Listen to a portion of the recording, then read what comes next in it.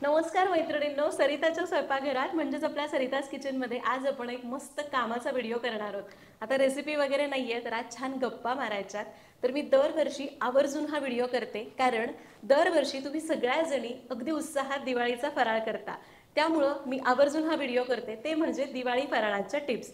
आजच्या व्हिडिओमध्ये आपण बघणार आहोत की दिवाळी फराळ करत असताना कुठल्या कुठल्या गोष्टींची काळजी घ्यायची, जेणेकरून तो फराळ बिघडणार नाही, आणि जर चुकून बिघडलाच तर त्यावर काय उपाय करायचे हे सुद्धा तुम्हाला या व्हिडिओमध्ये बघायला मिळणार आहे।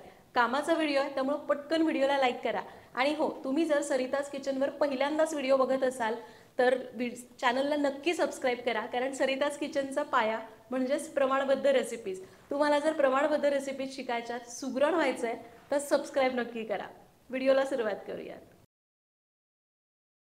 तर दिवाळीचा फराळ करत असताना प्रमाण व्यवस्थित असणं खूप महत्त्वाचं आहे, जे तुम्हाला सरिताज किचनच्या प्रत्येक फराळाच्या रेसिपीमध्ये बघायला मिळेल। पण तरीसुद्धा प्रमाण घेत असताना एकतर सगळं प्रमाण वजनाने घ्या किंवा एकतर सगळं प्रमाण वाटीने घ्या। म्हणजे काही जणांना वजनी प्रमाणात करायला बरं पडतं, तर काही जणांना वाटीच्या प्रमाणामध्ये मोजायला बरं पडतं। तुम्हाला जे सोयीस्कर वाटतंय तेच प्रमाण घ्या। पण जर तुम्ही एखादा पदार्थ वजनाने मोजला तर बाकी सगळे पदार्थ वजनी मोजा, आणि जर वाटीने मोजला तर सगळे पदार्थ वाटीने मोजा। म्हणजे अगदी मेन गोष्टी, मीठ वगैरे नाही। तर ही गोष्ट लक्षात घ्या। वजनी प्रमाण घेताना बऱ्यापैकी काही प्रॉब्लेम येत नाही, पण प्रत्येकाच्याच घरी वजन नसतं, म्हणून मग बरेच जण वाटीने करतात। पण वाटीचं प्रमाण घेताना कोणकोणती काळजी घ्यायची? पहिलं म्हणजे तुम्ही जर रव्याचे लाडू करताय तर ज्या वाटीने रवा मोजता त्याच वाटीने आपल्याला साखर मोजायची, त्याच वाटीने तूप मोजायचे। एक वाटी मोठी, एक वाटी लहान असं करून चालत नाही। एकच कुठली तरी एक वाटी घ्या आणि त्याने सगळं साहित्य मोजून घ्या, किंवा भांडं घ्या, त्याने सगळं साहित्य मोजून घ्या। ही पहिली गोष्ट।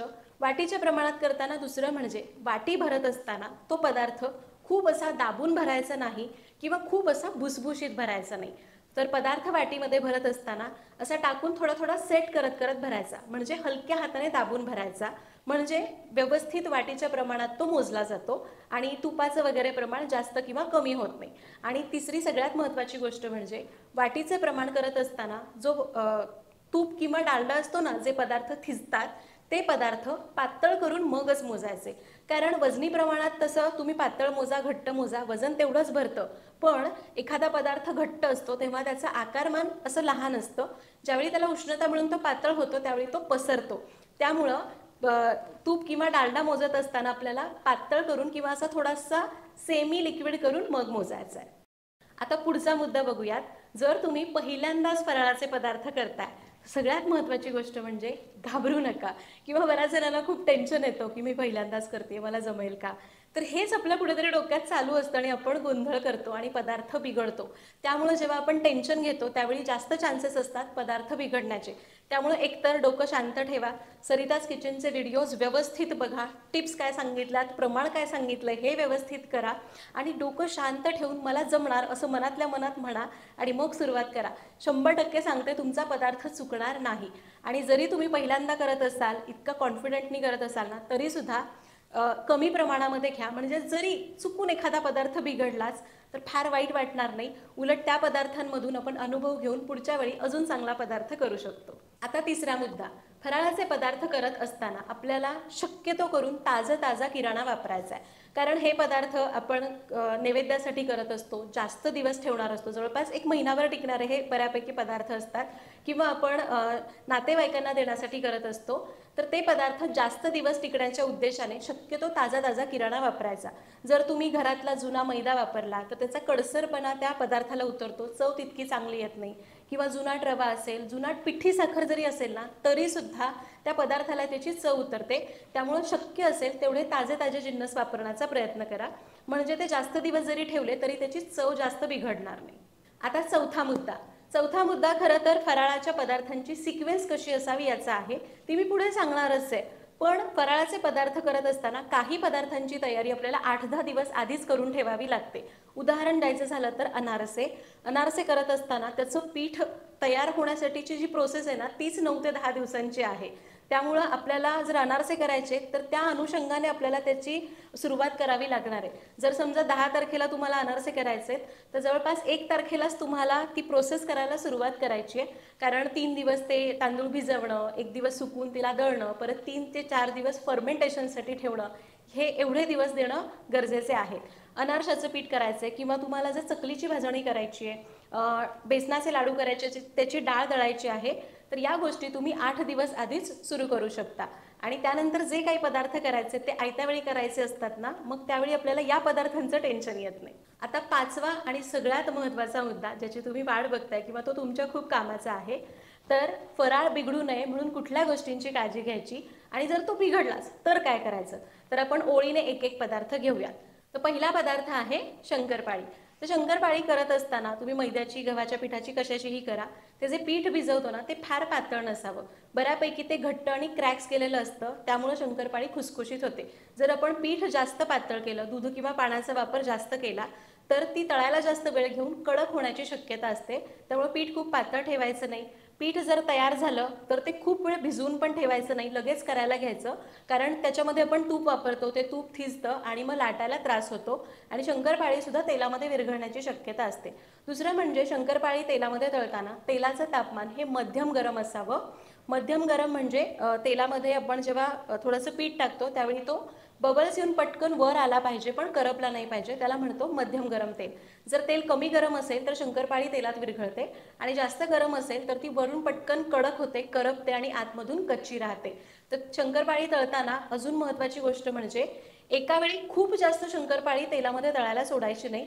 यामुळे काय होतं, तेलाचं तापमान थोडं कमी होतं आणि शंकरपाळी तेलामध्ये विरघळण्याची शक्यता असते किंवा मऊ पडू शकते किंवा खूप जास्त तेलकट होऊ शकते. तर शंकरपाळी तळताना किंवा करत असताना आपल्याला या गोष्टींची काळजी घ्यायची. पण जर शंकरपाळी बिघडलीच तर काय काय करायचं. शंकरपाळी बिघडते म्हणजे काय होतं, एकतर ती खूप कडक होते किंवा तेलामध्ये विरघळून मऊ पडते. तर यासाठी आपण काय करू शकतो, ती कडक झाली याचा अर्थ त्याच्यामध्ये पाणी किंवा दुधाचं प्रमाण जास्त आहे, ते पीठ पातळ झालेलं आहे किंवा तुम्ही तळत असताना खूप जास्त मोठ्या गॅसवर तळलेली आहे. एकतर ती तळताना कशी तळायची हे मी तुम्हाला सांगितलंच, पण जर समजा पीठ पातळ झालं तर त्यामध्ये तुम्ही एक काम करू शकता, थोडासा मैदा घ्या, त्याच्यामध्ये थोडंसं तुपाचं मोहन द्या म्हणजे त्या प्रमाणामध्ये, आणि ते मिसळा आणि मग तो मैदा तयार पिठामध्ये मिसळून घ्या. म्हणजे मग तूप आणि ते जे काही एक्स्ट्राचं दूध त्याच्यामध्ये पडलंय त्याला तो मैदा बॅलन्स करतो आणि शंकरपाळीचं पीठ थोडं घट्ट होतं आणि शंकरपाळी चांगली होते. आणि जर शंकरपाळी तेलामध्ये विरघळत असेल याचा अर्थ त्याच्यामध्ये तुपाचं मोहन जास्त झालेलं आहे. अशा वेळी तुम्ही जास्तीचा मैदा त्याच्यामध्ये ॲड करू शकता आणि कोमट दुधाचा हात घेऊन तो मैदा त्याच्यामध्ये मिसळून घेऊ शकता. म्हणजे मग ते जास्तीचं तूप तो मैदा बॅलन्स करतो आणि शंकरपाळी तेलात विरघळत नाही. आता आपला दुसरा पदार्थ आहे पाकातले रवा लाडू. पाकातले रवा लाडू बऱ्याच जणींचे बिघडतात, कारण पाक अगदी 1 तारी झालाय, 2 तारी झालाय हे बऱ्याच जणींना कळत नाही. तर रवा लाडूसाठी आपल्याला 1 तारी पाक लागतो. तर पहिल्यांदा बघूयात की रवा लाडू छान होण्यासाठी कोणकोणती काळजी घ्यायची. एक तर बारीक रवा वापरायचा आणि तो एकदम मंद आचेवर जाड तळाच्या कढईमध्ये छान असा फुलेपर्यंत भाजायचा. अर्धा किलो रवा भाजायला अंदाजे 20 ते 22 मिनिट लागतात. आणि रवा जर आपण मोठ्या आचेवर भाजला तर तो कडक होतो, त्याचा रंगही थोडा डार्क येतो आणि कडक झाल्यामुळं पाक ओढून घेत नाही आणि लाडू चवीला चांगले लागत नाही. जर आपण रवा मंद आचेवर छान असा हलका फुलका होईपर्यंत भाजला तर तो खुसखुशीत होतो, हलका होतो, पाक छान ओढतो आणि लाडूसुद्धा खुसखुशीत होतात. तर ही महत्त्वाची गोष्ट. दुसरं म्हणजे जेव्हा आपण रवा लाडू करत असतो त्याला 1 तारी पाक लागतो. जेव्हा आपण 1 तारी पाक करतो बऱ्याचदा सगळं छान असतं तरीसुद्धा लाडू असे पातळ पातळ होतात, मिश्रण सेटच होत नाही. याचं कारण म्हणजे कधी कधी पाक जास्त होतो. त्यामुळं ही माझ्या सासूबाईंनी मला सांगितलेली टीप आहे. जेव्हा आपण पाकातले लाडू करतो, पाक तयार झाला, रवा टाकण्याआधी अर्धी वाटी पाक बाजूला काढून ठेवा. मग त्याच्यामध्ये तो रवा मिसळून घ्या कढईतल्या पाकामध्ये आणि जर 5-10 मिनिटांनी झाकून ठेवा. तुम्हाला वाटलंच की मिश्रण कोरडं कोरडं व्हायला लागले, मग तो काढलेला पाक त्याच्यामध्ये मिसळा. अगदी गरज लागली तर. शक्यतो गरज लागतेच, पण कधी कधी पाक जास्त झाल्यामुळे सुद्धा लाडू पातळ होऊ शकतात. आता ही काळजी घ्यायची ज्यावेळी आपण रवा लाडू करत असतो. आता हे बघूयात की लाडू बिघडल्यावर काय करायचं. लाडू बिघडतात म्हणजे बऱ्याच जणांचा पाक कच्चा राहतो, मिश्रण पातळ होतं आणि लाडू वळता येत नाही. तर याचं एक कारण तर सांगितलं की कधी कधी पाक जास्त होतो, पण पाक कच्चा राहिल्यावर काय करायचं. तर काय होतं ना, जेव्हा आपण लाडूचं मिश्रण करतो पाक कच्चा राहतो आणि जेव्हा पूर्ण मिश्रण गार झाल्यावर आपल्याला ते समजतं. गार झाल्यानंतर तुम्ही त्याला कितीही परतात तो पाक सेटच होत नाही आणि लाडूचं मिश्रण पातळच राहतं. तर यावेळी आपल्याला कळण्याच्या आधीच आपल्याला ही ट्रिक करायची. तर काय करायचं, लाडू आपण पाकामध्ये सगळं टाकलं की एवढं थोडंसं मिश्रण प्लेटमध्ये घ्यायचं आणि पटकन डीप फ्रीजरमध्ये ठेवून द्यायचं. बाकीचं मिश्रण झाकून ठेवा आणि ते थोडंसंच मिश्रण आहे, साधारण अर्ध्या 1 लाडूचं, ते डीप फ्रीझरमध्ये ठेवून द्या. 5 मिनिटांनी चेक करा. 5 मिनिटांनी अगदी ते पटकन गार होतं तेव्हा बघा. जर ते मिश्रण तसंच पातळ राहिलं याचा अर्थ तुमचा पाक कच्चा राहिला आहे आणि मग तुम्ही गरम गरम असतानाच त्याला पुन्हा 2 मिनिटं गरम करून घ्या. म्हणजे त्याच वेळी त्याला उष्णता मिळाली की तो पाक तसाच कंटिन्युअस प्रोसेसमध्ये शिजतो आणि आपला कच्चा पाक पुन्हा थोडासा शिजला जातो. हे मी सुद्धा केलेलं आहे एकदा. तर ही प्रोसेस तुम्ही करू शकता. पण या उलट जर पाक तुमचा जास्त शिजला तर काय करता येतं? तर पाक जेव्हा जास्त शिजतो, एक तारीपेक्षा जास्त आपण त्याला शिजवून घेतो, त्यावेळी काय होतं, त्याच्यामध्ये रवा टाकला की सगळं एकदम मोकळा होतो. तर अशा वेळी काय करायचं, गार झाल्यावर आपल्या लक्षात येतं की त्याचे खडे झालेत किंवा पाक असा कोरडा झाला आहे, रवा मोकळा झाला आहे, तर सरळ त्याला मिक्सरमध्ये फिरवायचं. मिक्सरमध्ये फिरवत असताना एकतर थोडंसं कोमट दूध शिंपडा किंवा पातळ तूप शिंपडा, म्हणजे मग त्याला छान बाइंडिंग येतं. मिक्सरमध्ये फिरवल्यामुळं ते खडे मोडून ते छान खुसखुशीत होतो आणि मग लाडू वळा. बघा तुम्ही लाडू किती छान तयार होतील. तिसरा पदार्थ बेसन लाडू, जे शक्यतो करून बिघडत नाहीत. माझे तर कधीच बिघडलेले नाही आहेत. तर बेसन लाडूमध्ये बिघडण्याचं कारण खरं तर काहीच नाही आहे. एकतर काळजी काय घ्यायची, बेसन भाजताना मंद आचेवर छान असं खरपूस भाजायचं. खूप डार्क करायचं नाही, पण असं छान खरपूस मंद आचेवर भाजायचं, हलका रंग बदलेपर्यंत. आता समजा अर्धा किलो बेसन असेल की नाही आणि छोटी कढई असेल तर मी तर म्हणेन पाव किलो बेसन भाजा, एकत्र सगळं भाजू नका. माझ्या आजे सासू होत्या, त्या पाव किलो बेसन सुद्धा थोडं करून भाजायच्या, कारण त्या म्हणायच्या बेसन जेव्हा आपण थोडं करून भाजतो ना तेव्हाच त्याला चांगली चव येते. जर अर्धा किलो बेसन असेल तर 2 भाग करून भाजा, किंवा तुमच्याकडे खूपच मोठी कढई असेल तर तुम्ही सगळं बेसन एका वेळी भाजायला घेऊ शकता. ते मंद आचेवर भाजायचं, म्हणजे ते छान रंगावर भाजलं जातं, खमंग होतं, कच्चेपणा त्याचा निघून जातो. आता याच्यामध्ये बिघडण्यासारखं काय, बऱ्याचदा काय होतं, तुपाचं प्रमाण जास्त होतं. तर ज्यावेळी आपण बेसन भाजत असतो ना तेव्हाच ते तुपाचं प्रमाण आपल्याला बघायचं आहे. सुरुवातीला बेसन सगळं तूप शोषून कोरडं होतं आणि आपल्याला वाटतं की तूप कमी पडलं म्हणून आपण ते परत टाकत राहतो, पण ते आधी शोषून घेतं आणि जसं भाजत जाईल तसं तूप सोडत जातं. त्यामुळं अगदी सुरुवातीलाच तूप टाकायची घाई करायची नाही, म्हणजे बेसन लाडूमध्ये तुपाचं प्रमाण जास्त होत नाही. आपला व्हिडिओ बघा, परफेक्ट प्रमाण दिलेलं आहे. तरीसुद्धा जुन्या डाळीचं बेसन असेल तर थोडं तूप जास्त लागतं, नवीन डाळीचं असेल तर कमी लागतं. तर हे झालं प्रमाणाचं आणि काळजी घेण्याचं. आता लाडू बिघडल्यावर म्हणजे काय होतं, तर तूप जास्त झाल्यास काय करायचं, जर लाडूमध्ये आपण साखर मिसळली आणि कळलं की मिश्रण जमत नाही आहे, असं खूप पातळ होते, तर काही नाही, सरळ कोरडं बेसन घ्यायचं, मंद आचेवर छान असं भाजायचं आणि मग ते गार करा आणि मग तयार मिश्रणामध्ये मिसळा.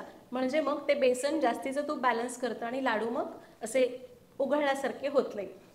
आणि जर मिश्रण खूपच असं कोरडं झालं, तुपाचं प्रमाण कमी झालं असं वाटतंय, तर सरळ थोडंसं तूप पातळ करा, कोमट होऊ द्या किंवा पूर्ण गार होऊ द्या आणि मग त्या मिश्रणामध्ये मिसळा, म्हणजे तो कोरडेपणा तुपामुळे बॅलन्स होतो आणि लाडू वळता येतात. आता चौथा पदार्थ करंजी. मग ती तुम्ही कुठल्याही सारणाची करा. काही जण फक्त खोबऱ्याचं सारण घेतात, काही जण रव्याचं सारण घेतात, काही जण तिळाची करंजी करतात. कुठल्याही प्रकारची करंजी असो, ती बऱ्याचदा काय होतं की खूप जास्त तेलकट होते, कधी खूप जास्त अशी कडक होते. तर यावेळी आपण कोणती काळजी घ्यायची, एक तर करंजीचं पीठ खूप पातळ करायचं नाही किंवा खूप घट्टही ठेवायचं नाही. आपलं पुरीचं पीठ असतं ना त्यापेक्षा थोडंसं पातळ ठेवायचं आणि ते चांगलं मळून भिजून द्यायचं. दुसरं म्हणजे करंजी जेव्हा आपण साट्याची करतो ना त्यावेळी मध्ये जो साटा लावतो तो अगदी पातळ थर लावायचा. काही जण खूप साटा लावतात, मग तूप त्याच्यामध्ये जास्त पडतं आणि करंजी खूप जास्त तेलकट होते, कारण त्याच्यात तुपाचं प्रमाण जास्त पडतं ना त्यामुळं. तर हे महत्त्वाच्या गोष्टी आपल्याला फॉलो करायच्या. दुसरं म्हणजे करंजी तळत असताना एकदम मंद आचेवर तळायची. करंजीची वरची पारी अगदी पातळ असते, पटकन तळली जाते, त्यामुळे ती एकदम मंद आचेवर तळावी लागते. जर आपण मोठ्या गॅसवर करंज्या तळल्या तर त्या अशा पटकन करपू शकतात. जर तुम्हाला अशी खूप जास्त दिवस खुटखुटीत राहणारी करंजी हवी आहे तर हलक्या तांबूस रंगावर तळा. पण तुमच्याकडे अशी मौसूद खुसखुशीत करंजी हवी आहे, कोणाला दाताचा त्रास असतो त्यांना करंजी चावली जात नाही, तुम्हाला एकदम खुसखुशीत मऊ करंजी हवी आहे, तर थोडी करंजी तुम्ही पांढरट रंगावर तळू शकता. करंजी जरी पांढरट असली तरी तळलेली असते आतमध्ये, कारण रवाच असतो ना त्यामुळे तो पांढरा दिसतो. फक्त तुम्हाला खुटखुटीत पाहिजे तर तांबूस रंगावर तळा आणि मऊ खुसखुशीत पाहिजे तर पांढरट रंगावर तळा. तर पाचवा पदार्थ शेव. शेव आपण कुठल्याही प्रकारची करायची असो, मसाला शेव, लसूण शेव, साधी शेव, खारी शेव, कुठलीही करा, तिच्यामध्ये सोडा वापरायचा नाही. खरं सांगते, सोडा न वापरता शेव खूप छान होते. शेव तेलकट होण्याचं कारण एकमेव म्हणजे सोडा किंवा त्याच्यामध्ये तेलाचं मोहन जास्त प्रमाणामध्ये टाकणं, त्यामुळे शेव तेलकट होते. तिसरं कारण शेव तेलकट होण्याचं म्हणजे शेव तळताना तेलाचं तापमान, गॅसची आच आपण कमी ठेवतो. तर हे 3 कारणं झाली. शेव करताना काळजी कोणती घ्यायची, तर शेवेचं पीठ आधी चाळून घ्यायचं, म्हणजे बेसन आधी चाळायचं, म्हणजे गुठळा होत नाही, पीठ छान भिजलं जातं. दुसरं म्हणजे ते हळूहळू पाणी घालत घालत चांगलं फेटून घ्यायचं, म्हणजे ते अगदी हलकं फुलकं होतं आणि त्याच्यातल्या गुठळ्या व्यवस्थित मोडून घ्यायच्या. शेवेचं पीठ खूप घट्ट नसावं. जेव्हा ते खूप घट्ट ठेवतो ना, त्यावेळी शेव कडक होण्याची शक्यता असते. जर तुम्ही लसूण शेव किंवा मसाला शेव करताय, त्यामध्ये जे कोणते मसाले टाकतो ते असे चांगले कुटलेले असावेत आणि चाळून घेतलेले असावेत, म्हणजे शेवेच्या साच्यामध्ये ते अडकून शेव व्यवस्थित पडत नाही, तसं होणार नाही. तर ते व्यवस्थित पडतील कारण आपण ते चाळून घेतलेले आहेत. आता शेव बिघडली म्हणजे काय, तर शेव बिघडल्यास काय करावं. एकतर शेव बिघडत नाही, पण काळजी जर घेतली व्यवस्थित तर शेव अगदी छान तयार होते. तर एकतर पीठ आपलं पातळ असतं, त्यात पाण्याचं प्रमाण जास्त असतं. शेव तळत असताना तेलाचं तापमान हे मध्यम गरम असावं आणि शेव सोडत असताना आपण डायरेक्ट तेलात सोडतो ना, त्यावेळी गॅस मोठा ठेवायचा आणि मग शेवेचा घाणा टाकायचा. शेवेचा घाणा पूर्ण झाला की 2 ते 3 सेकंदांनी गॅस मध्यम करायचा. बबल्स कमी झाले की मग शेव उलटून घ्यायची आणि तळायची. हे शेव तळण्याची प्रोसेस. याचं कारण म्हणजे शेव तळत असताना त्याच्यामध्ये पाणी जास्त असतं, तेल मध्यम तापलंय, गॅस आपण कमीच ठेवला आणि त्याच्यामध्ये शेव सोडली, तर त्या पाण्यामुळे तेल पटकन गार होतं आणि मग त्यामुळं शेव अशी तळायला जाऊन मऊ मऊ होते. त्यामुळं गॅस मोठा ठेवूनच शेवेचा घाणा टाकायचा. बघा तुमची शेव खूप चांगली होईल. आता 6वा सगळ्यात महत्त्वाचा, सगळ्यांच्या आणि माझ्या आवडीचा पदार्थ, खमंग कुरकुरीत काटेरी पोकळ चकली. तर चकली करताना कुठले कुठले प्रॉब्लेम्स येतात. एकतर चकली पाडतानाच ती तुटते, तिचे तुकडे पडतात, किंवा ती तळताना तुटते. दुसरं म्हणजे ती कडक होण्याची शक्यता असते, किंवा ती इतकी खुसखुशीत होते की खूप तेल ओढून घेते, किंवा कधी कधी तळतानाच तेलामध्ये विरघळते. तर हे प्रॉब्लेम्स येऊ नये म्हणून आपण काय करायचं. एक तर चकली भाजणी ज्यावेळी आपण करून आणतो किंवा कुठल्याही प्रकारचं चकलीचं पीठ असेल तर मळून घेण्याच्या आधी थोडीशी भाजणी, म्हणजे कोरडी भाजणी बाजूला ठेवायची, सेफर साईड म्हणून. एकतर दळून आणताना थोडी जास्त दळून आणा आणि तेवढी भाजणी बाजूला ठेवून द्या, म्हणजे अगदीच गरज लागली तर ती आपल्याला पिठात मिसळून त्याला ॲडजस्ट करता येतं. दुसरं म्हणजे चकली करत असताना जे चकलीचं पीठ असतं ना, ते आधी मळून घ्या. म्हणजे खूप जास्त सगळं एकत्र मळत बसू नका, त्याला आधी भिजवून घ्या, ते झाकून ठेवा. आणि जसं जसं आपण सोऱ्यामध्ये पीठ भरायला लागतो, चकली पाडायला लागतो, जेवढं सोऱ्यामध्ये मावणार आहे तेवढं पीठ घ्या, थोडासा कोमट पाण्यामध्ये हात घालून त्याला चांगलं मळून घ्या. पहिल्यांदा फक्त भिजवून ठेवायचं आणि लागेल तसं सोऱ्यामध्ये जेवढं मावेल तेवढं पीठ मळून घ्यायचं. मळत असताना ते खूप पातळ करायचं नाही किंवा अगदीच घट्ट ठेवायचं नाही. ते पीठ कसं असावं, घट्टच असावं, पण त्याला दाबल्यावर खूप जास्त चिरा जाता कामा नयेत. जर तुम्ही पीठ खूप जास्त घट्ट ठेवलं तर तिचे असे तुकडे पडतात, कारण ते खूप कोरडं असतं ना त्यामुळं. आणि खूप पातळ ठेवलं तर चकली तळायला वेळ घेते आणि कडक होते. किंवा ज्यावेळी आपण चकलीचं पीठ सोऱ्यामध्ये भरत असतो, थोडे थोडे तुकडे तुकडे टाकत भरायचं नाही, एकसंध असा गोळा करायचा, त्याला असा लांबट आकार द्यायचा आणि तसाच्या तसा तो सोऱ्यामध्ये भरायचा, म्हणजे मग मध्ये हवा राहण्याचा प्रश्नच येत नाही आणि चकली पाडताना तुटत नाही. जर आपण असे तुकडे तुकडे टाकले, त्याला व्यवस्थित दाबलं नाही, तर ती हवा आतमध्ये राहते आणि चकली मध्येच कुठेतरी त्याची तार तुटून जाते. तर या गोष्टींची काळजी घ्यायची. चकली तळताना कुठल्या गोष्टींची काळजी घ्यायची, तर चकली तळत असताना तेलाचं तापमान मध्यम गरम असावं, गॅस कमी न ठेवता आपल्याला मध्यम ठेवायचा आहे आणि चकली एका वेळी खूप जास्त तळायला सोडायची नाही. जेवढ्या मावतील त्यापेक्षा एखादी चकली कमीच सोडायची.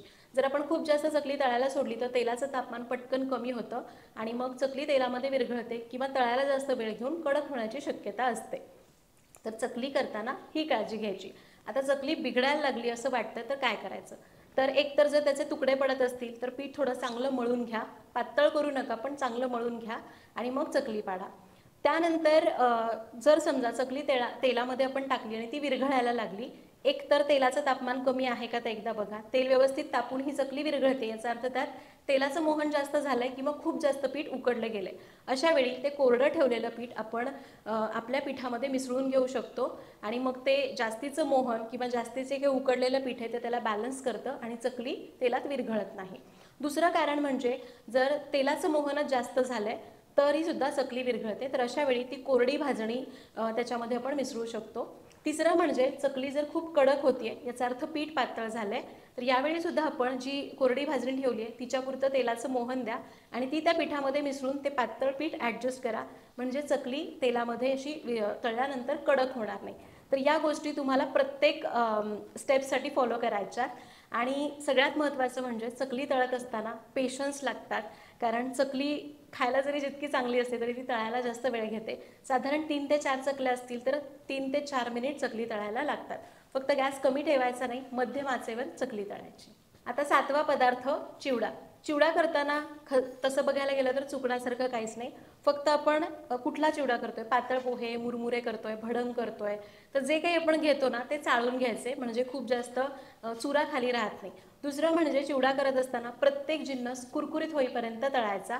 मुरमुरे सुद्धा जर आपले खूप असे मऊ पडले असतील तर ते सुद्धा थोडेसे गरम करून घ्या आणि त्यानंतर शेंगदाणे, फुटाण्याची डाळ जे काय तळतो ते छान कुरकुरीत तळा, म्हणजे त्यातलं मॉइश्चर निघून जातं आणि चिवडा मऊ पडत नाही. सगळ्यात महत्त्वाचं म्हणजे मिरची आणि कढीपत्ता तळत असताना छान कुरकुरीत तळायचं. मिरची आणि कढीपत्ता असा खुळखुळ आवाज येईपर्यंत तळले ना त्यातलं मॉइश्चर निघून जातं आणि त्यामुळे चिवड्यामध्ये ते उतरत नाही आणि चिवडा लवकर मऊ पडत नाही. आणि हे झालं चिवडा किंवा प्रत्येक गोष्टीचं. आता सगळ्यात महत्त्वाचं जे सगळ्या पदार्थांना लागू होतं, कुठलाही पदार्थ केल्यानंतर एकतर पहिला नैवेद्य देवाला ठेवा, त्यानंतर तो पदार्थ पूर्ण गार होऊ द्या आणि मगच हवाबंद डब्यामध्ये ठेवा. जर आपण गरम असताना तो पदार्थ डब्यामध्ये भरला तर ते मॉइश्चर त्याच्यामध्ये तयार होतं आणि पदार्थ मऊ पडतो. आणि अजून टिप म्हणजे जी मी सांगायची विसरले, कुठलाही तळणीचा पदार्थ करताना एखादा पदार्थ किंवा एखादा घाणा, एखादी चकली चुकून मऊ राहिली, कच्ची राहिली तर ती त्या सगळ्या पदार्थामध्ये मिसळू नका, ती वेगळी ठेवा.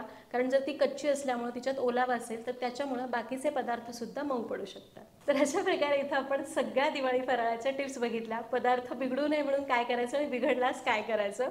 आणि मला हे सांगता सांगता दम लागला. पण तुम्ही सगळ्याजणी अगदी आवर्जून उत्साहात दिवाळीचे फराळ करायला घेता, पण कधी कधी पदार्थ बिघडला तर आपला मूड ऑफ होतो आणि आपल्याला त्याचं मग खूप वाईट वाटत राहतं. कारण आपल्याला असं वाटतं की आपण जे करतो ते सगळ्या घराने खावं आणि सगळं घर आनंदी राहावं, पण कुठेतरी एखादा पदार्थ बिघडला तर खरंच वाईट वाटून घेऊ नका. तुम्ही मनापासून केलेलं असतं हेच जास्त महत्त्वाचं आहे. आणि म्हणून मी हा आज व्हिडिओ करते. आवडला असेल तर व्हिडिओला लाईक नक्की करा. पुन्हा भेटूया तशाच एका नवीन व्हिडिओमध्ये. तोपर्यंत सर्वांना दिवाळीच्या खूप मनापासून शुभेच्छा.